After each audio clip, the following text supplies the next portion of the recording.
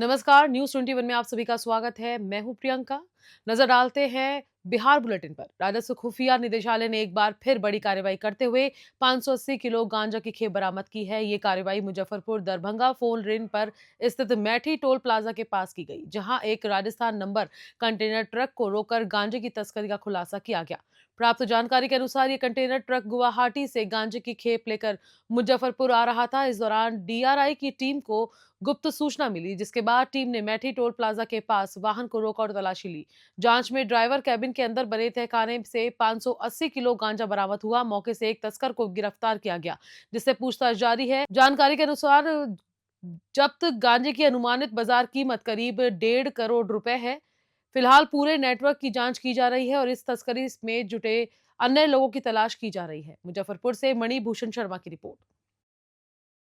जिले के पूरा थाना को नए मॉडल थाना भवन में स्थानांतरित कर दिया गया है। इस मौके पर नगर पुलिस अधीक्षक, अनुमंडल पुलिस पदाधिकारी टिकारी अंचल, निरीक्षक टिकारी अंचल पूरा और पंचापुर थाना अध्यक्ष, थाना के सभी पुलिसकर्मी, स्थानीय जनप्रतिनिधि एवं गणमान्य व्यक्तियों की उपस्थिति में फीता काटकर नए भवन का उद्घाटन किया। उद्घाटन के दौरान नए पुलिस अधीक्षक ने कहा कि नए और आधुनिक सुविधाओं से लैस थाना भवन से पुलिस बल की कार्यक्षमता में वृद्धि होगी। इससे जनता को बेहतर सुरक्षा सेवाएं मिलेंगी और पुलिस प्रशासन को अपराध नियंत्रण और कानून व्यवस्था बनाए रखने में अधिक सहूलियत होगी। नगर पुलिस अधीक्षक ने आगे बताया कि ये नया भवन अत्याधुनिक सुविधाओं से युक्त है, जिससे पुलिसकर्मियों को अपने कार्यों में अधिक कुशलता और प्रभावशीलता मिलेगी। ये स्थानांतरण अपराध रोकने में और कानून व्यवस्था को सुदृढ़ बनाने की दिशा में एक महत्वपूर्ण कदम है। गया से नीरज यादव की रिपोर्ट। जिले के सासाराम नगर थाना अंतर्गत ताकिया मोहल्ले की रहने वाली 17 वर्षीय इंटर की छात्रा स्नेहा कुमारी की उत्तर प्रदेश के वाराणसी में संदिग्ध हालत में मौत हो गई। ये घटना 1 फरवरी की बताई जा रही है, जब स्नेहा का शव बेलूपुर थाना क्षेत्र के रामेश्वरम गर्ल्स हॉस्टल में फंदे से लटका हुआ मिला। घटना की सूचना मिलते ही परिजन वाराणसी पहुंचे, लेकिन तब तक शव का पोस्टमार्टम किया जा रहा था। स्नेहा इंटर की छात्रा थी और बनारस में रहकर कंपटीशन की तैयारी कर रही थी। अचानक उसकी मौत की खबर से परिवार और पूरे इलाके में सनसनी फैल गई है। परिजनों ने खुदकुशी की आशंका को सिरे से खारिज कर दिया है। उनका कहना है कि स्नेहा ऐसा कदम नहीं उठा सकती। परिजनों ने इस मामले की उच्च स्तरीय जांच कराने की मांग की। फिलहाल पुलिस इस घटना की जांच में जुटी है। पोस्टमार्टम रिपोर्ट और अन्य सबूतों के आधार पर आगे की कार्रवाई की जाएगी। रोहतास से रमन किशोर चौबे की रिपोर्ट। हत्या हुई है, उसके साथ दुराचार रेप हुआ है। ये मकान मालिक जो है रामेश्वरम गेस्ट हॉस्टल के मकान मालिक जो रामेश्वर पांडे हैं और उनके पुत्र द्वारा ये सब घिनौनी हरकत किया गया है और मेरी बच्ची को गला दबाकर मारा हुआ है, जैसे कि फोटो में हमको दिख रहा था। वहाँ उस दिन सामने भी दिख रहा है। क्या चाहते हैं आप? हम जल्द से जल्द इन आरोपियों को सज़ा दिलाना चाहते हैं कि जिससे इन लोगों को, हमारी बेटी को सुकून मिले और फांसी की सज़ा हो। यूपी पुलिस कोऑपरेट कर रही है आप लोग को? यूपी पुलिस हमेशा हमको दबाव बनाती रही कि यहाँ से जल्दी कीजिए, हम एफआईआर लॉन्च नहीं करेंगे और पोस्टमार्टम कराने के लिए सब मिली भगत के साथ सब किया गया है। उल्टा सीधा करके जल्दी जल्दी काम कराया और अपने एम्बुलेंस बुलाकर बिना हमसे साइन कराए पंचनामा पर साइन नहीं किए हैं हम, और अपने अनुसार वो लेकर चली गई और उसके बाद शव को ले जाकर हरचंद घाट में पहुंचा दी। हम लोग को सौंपा भी नहीं गया, ज़बरदस्ती पुलिस साइन करवा ली कि साइन यहाँ करो। देखिए, अभी तो हम लोग पीड़ित परिवार के बाप से मिल रहे हैं। हम लोग ऐसा है कि इनकी बच्ची जो है 17 साल की थी स्नेहा, उनको बनारस जो है पढ़ने के लिए वो हॉस्टल में थी। गर्ल हॉस्टल है पांडे जी का रामेश्वरम में। तो उसमें जो है इनकी बच्ची को बहुत नीचे देखिएगा तो इसका फोटो से खिड़की में टांग के और जो है आत्महत्या की दर्शाया गया है, लेकिन ये आत्महत्या नहीं है। जैसे पैर नीचे लटका हुआ है तो उसमें आत्महत्या नहीं हो सकता। ये पूरा साजिश करके बच्ची के साथ मुझे लगता है कि बलात्कार करके उसकी हत्या करके और उसको लाश को जो है लटका दिया गया है और बरियारी जो है इनसे जो है साइन लेके पुलिस वाले जो है उनकी लाश को जो है वहाँ पोस्टमार्टम करा के जला दिया है। ये मांगते रह गए, लाश नहीं दिया। तो इसमें लगता है कि सब साजिश करके पुलिस, डॉक्टर और इनके जो हॉस्टल मालिक है उसके बच्चे भी हैं जिन पर आरोप लग रहा है कि वो भी इस तरह के घटना में है। तो ये सभी लोगों ने मिल के इनकी जो है वो घटना को बचाने के, कहिए कि दोषी को बचाने के लिए ऐसा एक षड्यंत्र रचा है। वरीय पुलिस अधीक्षक दरभंगा द्वारा जनवरी 2025 की मासिक अपराध गोष्ठी का आयोजन पुलिस कार्यालय में किया गया। बैठक नगर पुलिस अधीक्षक, सभी अनुमंडल पुलिस पदाधिकारी, थाना अध्यक्ष एवं थाना प्रभारी उपस्थित रहे। बैठक में लंबित कांडों के शीघ्र निष्पादन, विशेष रूप से SC, ST, पॉक्सो और सड़क दुर्घटना के मामलों को समय सीमा में निपटाने के निर्देश दिए। थानाध्यक्षों को डायल 112 शिकायतों के त्वरित समाधान और फरियादियों के साथ शालीनता बरतने की हिदायत दी गई। शराबबंदी कानून के उल्लंघन और चोरी डकैती पर अंकुश लगाने के लिए सघन गश्ती अभियान चलाने का निर्देश दिया गया। गोष्ठी में अच्छी पुलिसिंग करने वाले पदाधिकारियों को प्रशस्ति पत्र देकर सम्मानित किया गया। मब्बी थानाध्यक्ष एवं ASI गजेंद्र उपाध्याय को तत्परता से आग बुझाने के लिए, जबकि FSL टीम को हत्या के साक्ष्य संकलन हेतु पुरस्कृत किया गया। पुलिस कर्मियों की समस्याओं को सुनकर समाधान के निर्देश दिए गए। दरभंगा से राहुल चौधरी की रिपोर्ट।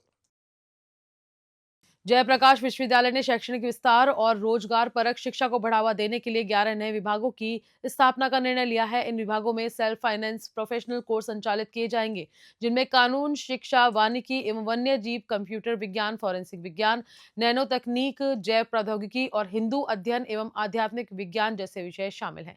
छात्र संगठनों की कानून विभाग की लंबे समय से चली आ रही मांग को भी अब स्वीकृति मिल गई है, जिससे छात्रों को नए अवसर मिलेंगे। वर्तमान में विश्वविद्यालय में 17 विषयों में स्नातकोत्तर की पढ़ाई होती है, लेकिन नए विभागों की स्थापना से अध्ययन का दायरा और बढ़ेगा। शोध और नवाचार को बढ़ावा देने के लिए रिसर्च एवं डेवलपमेंट सेल की स्थापना की गई है, जिसमें 5 विभाग अनुसंधान को मजबूत करेंगे। विश्वविद्यालय में अकादमी सेल और ट्रेनिंग एंड प्लेसमेंट सेल की स्थापना की गई है, जो छात्रों को प्रशिक्षण और रोजगार के बेहतर अवसर प्रदान करेंगे। इन प्रयासों से JPU का शैक्षणिक माहौल और मजबूत होगा तथा छात्रों को आधुनिक और व्यावसायिक शिक्षा के अधिक विकल्प मिलेंगे। छपरा से रवि कुमार की रिपोर्ट। जयनगर से नई दिल्ली जाने वाली स्वतंत्रता सेनानी एक्सप्रेस में प्रयागराज जाने वाले यात्री चढ़ नहीं पाए, जिससे मधुबनी स्टेशन पर हंगामे की स्थिति उत्पन्न हो गई। नाराज यात्रियों के विरोध के कारण रेलवे प्रशासन को भारी चुनौती का सामना करना पड़ा। घटना की जानकारी मिलते ही मुजफ्फरपुर जंक्शन पर RPF और GRP पुलिस अलर्ट हो गई। ट्रेन के प्लेटफॉर्म नंबर 2 पर पहुंचने पर RPF इंस्पेक्टर मनीष कुमार और जवानों ने स्थिति को नियंत्रण में लेते हुए यात्रियों को सुरक्षित ट्रेन में चढ़ने में सहायता की।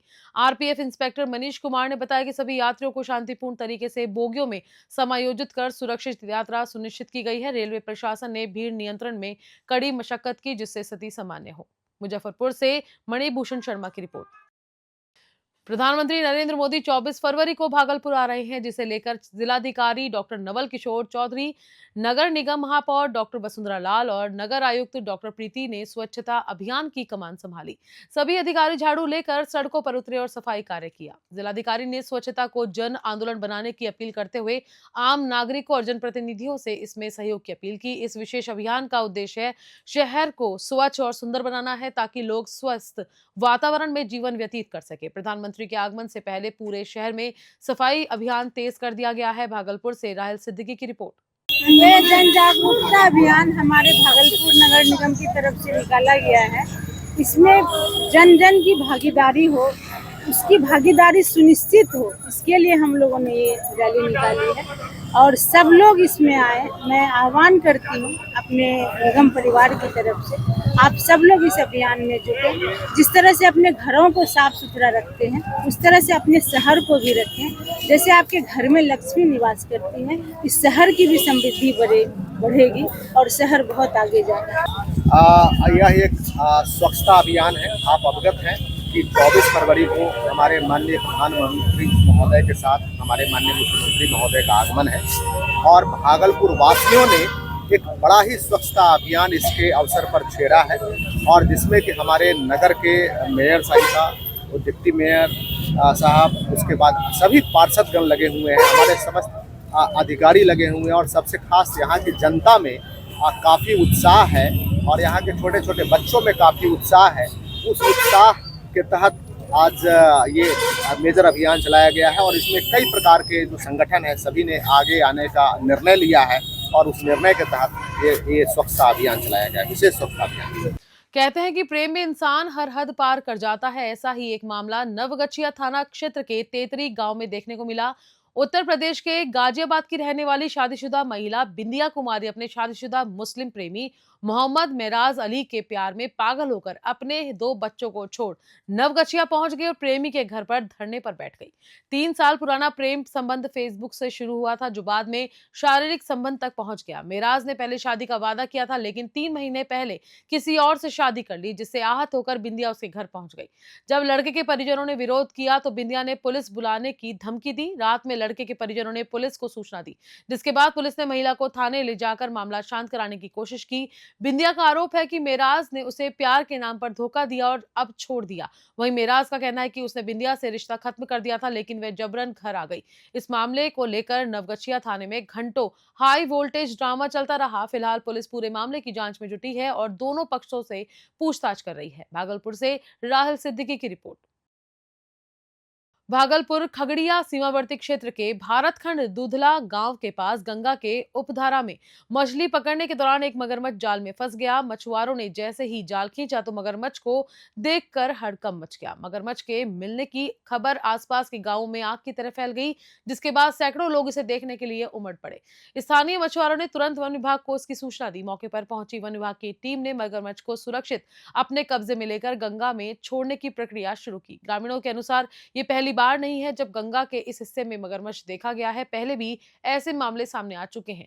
वन विभाग ने लोगों से सतर्क रहने और गंगा किनारे मछली पकड़ने में सावधानी बरतने की अपील की है। भागलपुर से राहुल सिद्दीकी की रिपोर्ट। लंबे समय के बाद नगर परिषद बोर्ड की बैठक सभापति अरविंद पासवान की अध्यक्षता में आयोजित हुई। बैठक में उप सभापति शिवशंकर राम, कार्यपालक पदाधिकारी अमित कुमार सहित सभी वार्ड पार्षद मौजूद रहे।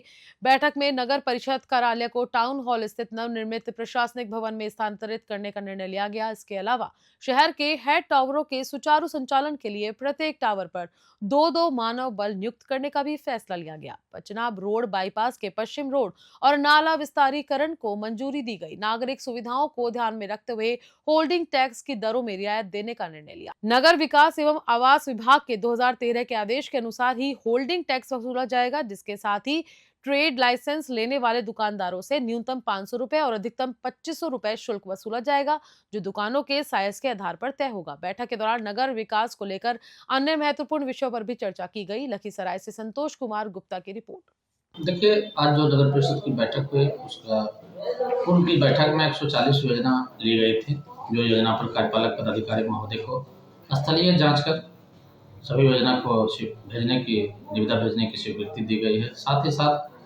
नगर परिषद कार्यालय को प्रशासनिक भवन में हस्तांतरण करने के लिए सर्वसम्मति से निर्णय लिया गया है और प्रत्येक हेड टावर का संचालन हेतु मानव बल रखने के लिए सभी जितने भी हेड टावर है उस पर एक मानव बल रखा जाएगा।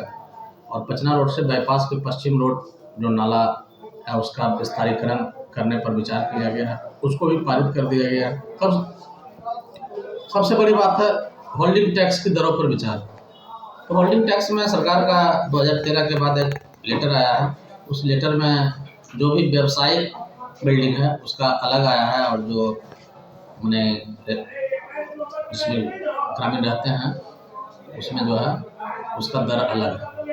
तो दोनों का अगले बोर्ड की बैठक में रखा गया था, लेकिन कुछ लोग कहना हुआ भी नहीं, इसको इसी बार पारित कर देना है। तो कोई ज़्यादा का फासला नहीं था, इसलिए उसको भी होल्डिंग टैक्स की अगले माह से गर्मी का आगमन हो जाएगा, इसको लेकर क्या खास करिए? देखिए, इसके लिए सभी वार्डों में सूचीबद्ध कर समरसेबुल की निविदा निकालने के लिए कार्यपालक पदाधिकारी महोदय को निर्देशित किया गया है। बहुत जल्द ही शहर में समरसेबुल बोर्ड का प्रतिष्ठापन कराया जाएगा। गत बैठक की संपुष्टि सर्वसम्मति से हुई।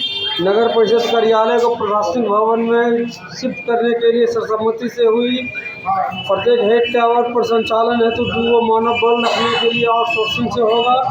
पटना रोड बाईपास के पश्चिम ओर जो है विस्तारीकरण होगा। नाला रोड का होल्डिंग टैक्स की दरों पर जो है विचार आया है, जिसकी होल्डिंग टैक्स की दर घटा है, ट्रेड लाइसेंस की दर घटी है। अगले माह गर्मी का आगमन, उसको लेकर क्या कुछ? समरसेबुल का ऑर्डर कर दिया गया है, जिस वार्ड में आवश्यकता अनुसार समरसेबुल दी जाएगी। जयनगर से दानापुर जाने वाली इंटरसिटी एक्सप्रेस के चेयर कार से अचानक धुआं उठने से हड़कंप मच गया। ये घटना पूसा रोड और दुबहा स्टेशन के बीच हुई, जहां धुआं उठता देखकर चालक ने तत्परता दिखाते हुए ट्रेन को तुरंत रोका। ट्रेन रुकते ही यात्रियों में भगदड़ मच गई और कई यात्री घबराहट में ट्रेन से कूद पड़े, जिससे दर्जनों यात्री चोटिल हो गए। रेलवे कर्मचारियों ने मौके पर पहुंचकर आग बुझाने का प्रयास किया। सूत्रों के अनुसार ब्रेक जूम में आग लगने के कारण ये धुआं उठा था। रेल प्रशासन ने स्थिति को नियंत्रित कर ट्रेन को आगे के लिए रवाना किया। घटना के कारणों की जांच की जा रही है और रेलवे ने यात्रियों को सुरक्षित यात्रा सुनिश्चित करने का भरोसा दिलाया। समस्तीपुर से ब्यूरो रिपोर्ट। अनुमंडल अस्पताल बगहा में प्रधानमंत्री सुरक्षित मातृत्व दिवस के अवसर पर विशेष स्वास्थ्य शिविर का आयोजन किया गया। इस दौरान लगभग 60 गर्भवती महिलाओं का निःशुल्क स्वास्थ्य परीक्षण किया गया। शिविर में डॉक्टर बालेश्वर शर्मा, डॉक्टर अरुण कुमार एवं अस्पताल के उपाधीक्षक सहित अन्य चिकित्सकों ने महिलाओं की जांच कर आवश्यक परामर्श दिया। कालिंदी ट्रस्ट द्वारा गर्भवती महिलाओं को पोषण सामग्री एवं आवश्यक आहार भी वितरित किया गया। डॉक्टरों की टीम ने संतुलित आहार, नियमित स्वास्थ्य जांच और प्रसव पूर्व देखभाल के महत्व पर जोर दिया। साथ ही मातृ एवं शिशु मृत्यु दर को कम करने के लिए महिलाओं को आवश्यक दवाएं और सप्लीमेंट्स भी उपलब्ध करवाए गए। अस्पताल के उपाधीक्षक ने कहा कि इस दिवस का उद्देश्य हर गर्भवती महिला को उचित चिकित्सा सुविधा उपलब्ध कराना है ताकि सुरक्षित मातृत्व सुनिश्चित किया जा सके। बगहा से बिंदेश्वर कुमार की रिपोर्ट। बिहार बुलेटिन में फिलहाल इतना ही। नमस्कार।